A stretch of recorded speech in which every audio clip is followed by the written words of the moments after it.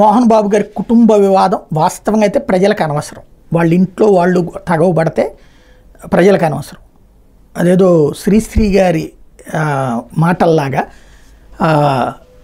మీ ఇంట్లో జరిగితే మీకు సంబంధం, కానీ సెలబ్రిటీ ఇమేజ్ వచ్చినప్పుడు సమాజం మాట్లాడుతుంది. బయట రోడ్డు మీద రచ్చ జరిగింది కాబట్టి ఇందులో మంచు మనోజ్కి సంబంధించి తాజాగా వెల్లడవుతున్నటువంటి కొన్ని ఫ్యాక్ట్స్ లేదా కొన్ని కీలకమైనటువంటి అంశాలు. తనకి సంబంధించి అమెరికా అమ్మాయితో అప్పట్లో వివాహం జరిగింది. ఆ వివాహం తర్వాత చాలా అన్యోన్యంగా ఉండేవాడు. కానీ ఇంటి లోపల పరిణామాలు ఏదైతే మోహన్ బాబు బిహేవియర్ కావచ్చు, లేకపోతే జరిగేటటువంటి పరిణామాల కారణంగా అమ్మాయి అమెరికా నుంచి వచ్చి ఆ సోఫిస్టికేటెడ్ ఫ్యామిలీ నుంచి వచ్చినటువంటి అమ్మాయి ఇక్కడ వాతావరణాన్ని తట్టుకోలేకపోయింది. ఈ మాస్ సిస్టమ్ తట్టుకోలేకపోయింది. పోనీ బయట ఉందామంటే మనోజ్ ఏమో తండ్రి మీద ప్రేమ, తల్లిదండ్రుల దగ్గరే ఉందాం అని చెప్పడంతో ఆగిపోయారు. కానీ ఈ వాతావరణాన్ని తట్టుకోలేక ఒకానొక స్టేజ్లో అంటే రోజు అక్కడ ఒక రకమైనటువంటి స్ట్రగులే ఉంటుంది. మోహన్ బాబు బిహేవియర్ కావచ్చు, ఇంట్లో ఉన్నటువంటి వ్యవస్థ కావచ్చు అన్నటువంటిది చెప్తున్నారు. దాంతో అమ్మాయి విడాకులు తీసుకోవడం, ఇది అమెరికా వెళ్ళిపోవడం. ఆ తర్వాత నుంచి మనోజ్ బరస్ట్ అయిపోయి సైకలాజికల్గా బాగా ఇబ్బంది పడినటువంటి పరిస్థితి. భార్య ఇక్కడ చివరికి అలాంటి సిచ్యుయేషన్లో మనోజ్కి విడాకులు, ఈ విడాకులని వెనక నుండి ప్రోత్సహించింది కూడా కుటుంబమే అని చెప్తారు. ఇందులో ప్రధానమైనటువంటిది మనోజ్ దగ్గర ఆస్తి. వాస్తవంగా మనోజ్కి ఇంతకుముందు ఆ ట్రస్ట్లోనూ సభ్యత్వం ఉండేది, నెలవారీ ఖర్చులకి డబ్బులు ఉండేది, ప్లస్ మనోజ్కి ఆస్తిలోనూ అక్కడ ఉండేది. అయితే నీకు విడాకులు తీసుకుంటే కనుక అమ్మాయికి ఆస్తి వాటా అడుగుతుంది సగం, కాబట్టి నువ్వు ఆస్తి అంతా ఇటు విష్ణు పేరును రాసేయమని చెప్పి ఈ ఆస్తి అంతా విష్ణు పేరును రాయిపిచ్చేసి మనోజ్కి కనీసం ఒక గజం జాగా కూడా లేదు, ఒక వ్యాపారం లేదు, సంపాదన లేదు. ఈవెన్ అతనికి ఆ ట్రస్ట్లో ఉన్నటువంటి ఆ ఉద్యోగం కింద ఉన్నటువంటి ఆ డబ్బులు కూడా ఆపేశారు. ఎందుకంటే అందులో వాటా అడుగుతుంది రేపు పొద్దున అన్నటువంటి పాయింట్ చెప్పేసి. దాంతో 5 పైసలు లేదు. ఆ టైంలో మంచు లక్ష్మి ఇంట్లో ఉండేటట్టు ఏర్పాట్లు చేశారు.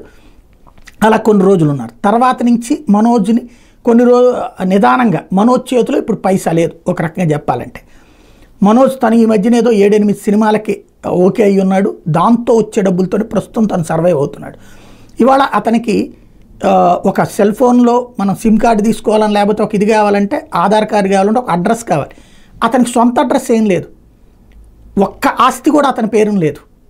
ఇది అసలు కుటుంబంలో అసలు సమస్య. ఇప్పుడు అందుకనినే ఆ మధ్యన ఈ ఈ డిప్రెషన్లో ఉన్నటువంటి మనోజ్కి, మొదటి భార్య విడాకుల తర్వాత డిప్రెషన్లో ఉన్నటువంటి మనోజ్కి తీవ్రమైనటువంటి ఇబ్బంది తలెత్తింది. ఆ తలెత్తినప్పుడు సైకలాజికల్గా అతను బాగా సఫర్ అయిపోయి బాగా ఓబకాయం వచ్చి ఆ మధ్యన ఇప్పుడు ఏదో సినిమాలో కూడా అట్లాంటి పోర్షన్తో కనబడ్డాడు లవ్.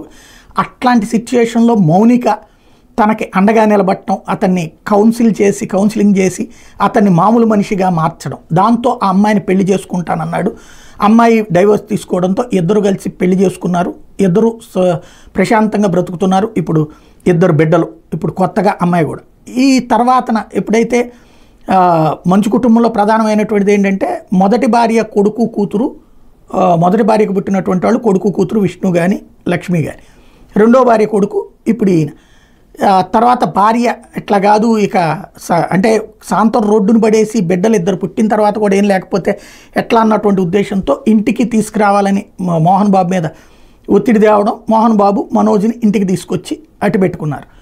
కాకపోతే సమస్యల్లో ఏంటంటే మనోజ్ కూడా ఒద్దికగా తండ్రికి తగ్గ కొడుకుగానే వ్యవహరిస్తున్నాడు. కానీ మౌనికను వివాహం చేసుకోవడం ఇష్టం లేకపోవడం, అలాగే ఇంట్లో డామినేటింగ్ రోలు మిగతా వాళ్ళందరి పట్ల మోహన్ బాబు ప్రవర్తించే తీరు ఒక ఎత్తు.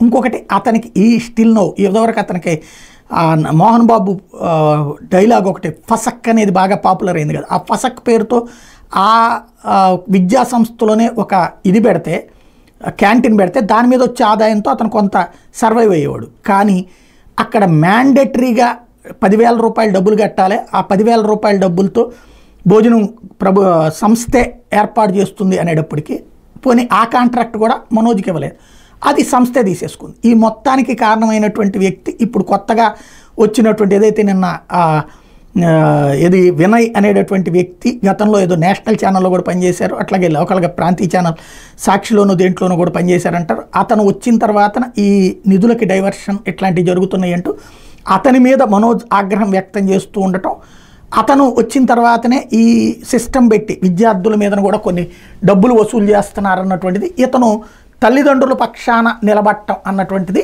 ఇక్కడ విష్ణుకి నచ్చలేదు. దాంతో ప్రారంభమైనటువంటి వివాదం పతాక స్థాయికి చేరింది. ఓవరాల్గా చూసుకుంటే సాధారణంగా ఇద్దరు బిడ్డల్ని సమానంగా చూడటం, ముగ్గురు బిడ్డలు ఉన్నప్పుడు ముగ్గురిని సమానంగా చూడటం ఒక బాధ్యత. లేదు కనీసం సరే కూతురికి పెళ్లి చేశారు, అమ్మాయికి ఒక ఇల్లు కూడా రాసి ఇచ్చారు, అక్కడది ఇంటితో పాటుగా 100 కోట్ల రూపాయల ఆస్తి కూడా ఇచ్చారు అన్నటువంటి చెప్తారు లక్ష్మికి. మిగతా ఇద్దరు బిడ్డలకి సమానంగా పంచబోయిన కనీసం ఒక ఇల్లు ఒక వ్యాపారమో అతనికి ఇచ్చినటువంటి దాఖలా లేదు. ఓవరాల్గా చెప్పాలంటే సినిమాల్లో చూపించేటటువంటి వివక్షకి గురైనటువంటి కొడుకుగా మనోజ్ మిగిలిపోతున్నటువంటి పరిస్థితి. అందుకని నీకు గత్యంతరం లేక ఆ ఇంట్లోనే ఉంటుంటే అక్కడ ఇప్పుడు బయటికి తరిమేసేటటువంటి ప్రయత్నం జరుగుతోంది అన్నటువంటిది ఇక్కడ స్పష్టంగా కనబడుతుంది. భార్యకి అండగా ఉన్న ఆ ఊరి వాళ్ళు అండే ఇప్పుడు అక్కడ కీలకమైంది.